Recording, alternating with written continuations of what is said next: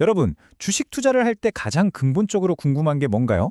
아마 이 회사 과연 돈을 잘 벌고 있는 걸까? 바로 이 질문 아닐까요? 오늘 바로 그 질문에 대한 답을 명쾌하게 찾는 방법을 알아보겠습니다. 자, 제가 퀴즈를 하나 내볼게요. 어떤 회사가 작년에 순이익으로 2천억 원을 벌었답니다. 와, 숫자만 들으면 정말 어마어마하죠? 근데 이게 정말 대단한 성과라고 말할 수 있을까요? 솔직히 말씀드리면 이 2천억이라는 숫자 자체는요, 아무 의미가 없습니다. 이게 많은 건지 적은 건지 잘한 건지 못한 건지 이것만 봐서는 전혀 알 수가 없다는 거죠. 이 회사의 진짜 실력을 알려면 우리한테 특별한 도구들이 필요해요. 저는 이걸 투자자의 도구화음이라고 부르는데요. 오늘 저랑 같이 이 도구함을 하나씩 차근차근 채워나가 볼 겁니다.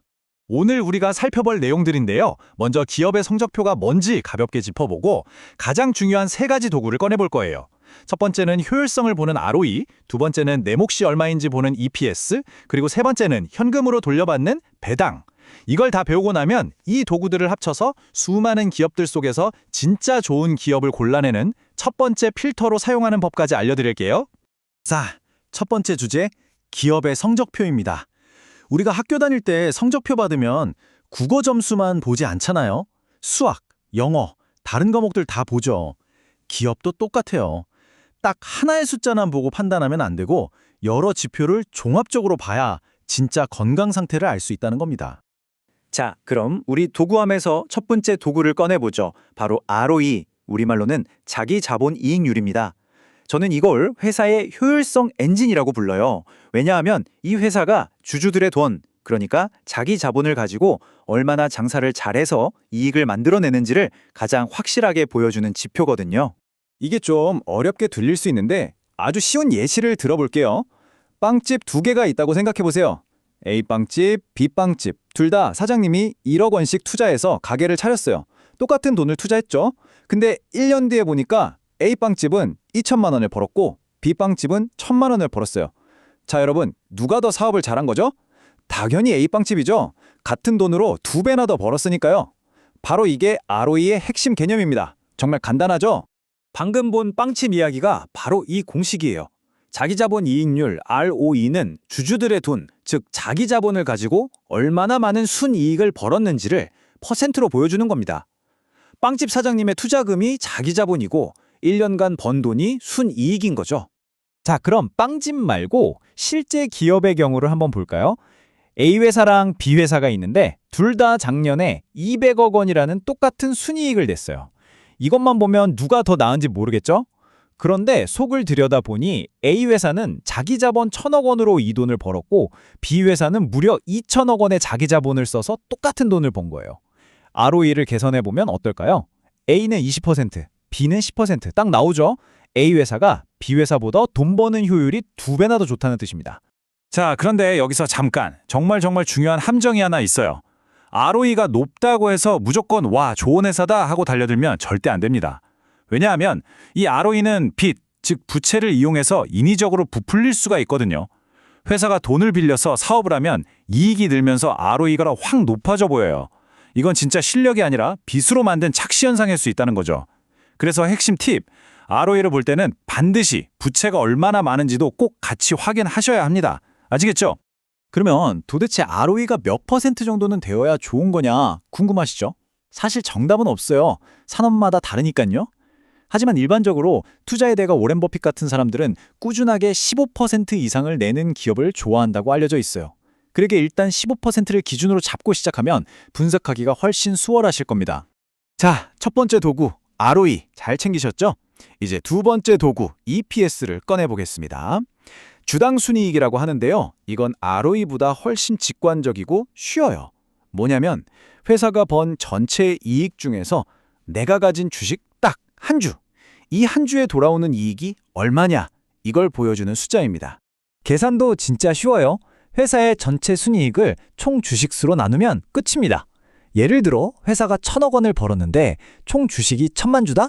그럼 EPS는 10,000원이 되는 거죠. 내가 이 주식 한 주만 딱 들고 있어도 내 몫으로 10,000원의 이익이 생긴 셈이라는 거예요. 자, 여기서부터 정말 재밌어집니다. 우리가 PER에 대해 배운 적 있잖아요? 그 공식을 살짝만 비틀면 주가는 EPS 곱하기 PER라는 엄청난 공식이 나와요. 이게 왜 중요하냐면요. 회사가 실제로 버는 돈 EPS에다가 시장이 이 회사에 대해 얼마나 기대하는지 PER을 곱하면 그게 바로 지금의 주가가 된다는 걸 보여주기 때문이에요. 정말 강력한 공식이죠? 그렇다면 주가가 단기적으로 오르락내리락 하는 거 말고 장기적으로 꾸준히 상승하려면 뭐가 가장 중요할까요? 네, 바로 이 EPS가 계속해서 성장해야 합니다. 시장의 기대치인 PER은 변덕스러울 수 있지만 회사가 버는 돈, 즉 EPS가 이 그래프처럼 매년 꾸준히 늘어난다면 주가는 결국 그 이익을 따라갈 수밖에 없어요. EPS 성장이 바로 주가 상승의 진짜 엔진인 셈입니다. 자, 우리 도구함의 마지막 세 번째 도구를 소개할 시간입니다. 바로 배당이죠. 이건 주가가 오르는 것과는 또 다른 이야기예요. 회사가 이익을 낸 것의 일부를 주주들에게 고맙습니다 하고 현금으로 직접 나눠주는 보상입니다. 어떻게 보면 투자에 대한 가장 확실하고 달콤한 보상이라고 할 수 있겠죠. 우리가 보통 배당을 이야기할 땐 배당 수익률을 많이 봐요. 이건 뭐냐면 내가 지금 가격으로 이 주식을 샀을 때 1년 동안 배당금으로 투자 원금의 몇 %를 돌려받을 수 있냐는 거예요. 은행에 돈 넣으면 연 이자율 몇 % 주잖아요. 그거랑 똑같은 개념이라고 생각하시면 아주 쉽습니다. 그런데 여기서 아주 재밌고 중요한 특징이 하나 있습니다. 배당 수익률은 주가랑 반대로 움직여요. 시소처럼요. 보세요. 회사가 주는 배당금이 주당 1,000원으로 똑같다고 쳐요. 주가가 2만 원일 때는 수익률이 5%로 꽤 높죠. 근데 주가가 5만 원으로 오르면 수익률은 2%로 뚝 떨어집니다. 그래서 만약 어떤 주식의 배당 수익률이 갑자기 7%, 8% 이렇게 엄청 높아졌다? 와 하고 좋아할 게 아니라 혹시 주가가 폭락해서 수익률이 높아 보이는 건 아닐까 하고 반드시 의심해 봐야 합니다. 이거 정말 중요한 포인트예요. 그래서 높은 배당 수익률만 보고 덥석 투자하기 전에 꼭 세 가지 질문을 스스로에게 던져봐야 합니다. 첫째, 이 회사가 이 배당금을 앞으로도 계속 줄 만큼 돈을 잘 벌고 있나? 둘째, 이 높은 수익률이 혹시 주가가 박살나서 생긴 착시 현상은 아닌가? 그래서 가장 좋은 방법은 과거 몇 년 동안 꾸준히 그리고 안정적으로 배당을 줬던 회사를 찾는 겁니다. 이력이 중요하죠. 자, 좋습니다. 이제 우리 도구함에 ROE, EPS, 배당이라는 아주 강력한 도구 세 가지가 모두 들어왔습니다. 이제부터가 진짜죠. 이 도구들을 따로따로 쓰는 게 아니라 함께 사용해서 기업의 전체적인 그림을 그리는 법을 알아볼게요. 자, 이 표를 보시면 오늘 배운 내용이 한눈에 싹 정리됩니다. ROE는 자본을 얼마나 효율적으로 쓰는지 보는 거고 높고 안정적인 게 좋지만 빚이 많은 건 조심해야죠. EPS는 주당 이익이니까 꾸준히 성장하는 게 핵심이고요. 정체되면 위험 신호입니다. 마지막으로 배당 수익률은 현금 수익인데 꾸준히 지급할 수 있는지가 중요하고 주가 하락으로 인한 착시 현상은 피해야 합니다. 어떠세요? 이 세 가지를 딱 놓고 보면 회사의 강점과 약점이 훨씬 입체적으로 보이지 않나요? 자, 그럼 실전처럼 한번 해볼까요? 여기 X라는 가상의 회사가 있습니다. 우리 도구함으로 한번 분석해보죠. 첫째, ROE를 보니까 22%예요. 와, 15%보다 훨씬 높죠? 자본 효율이 정말 뛰어나네요. 둘째, EPS를 봤더니 매년 18%씩 쑥쑥 성장하고 있어요. 이익 성장 엔진도 아주 강력합니다.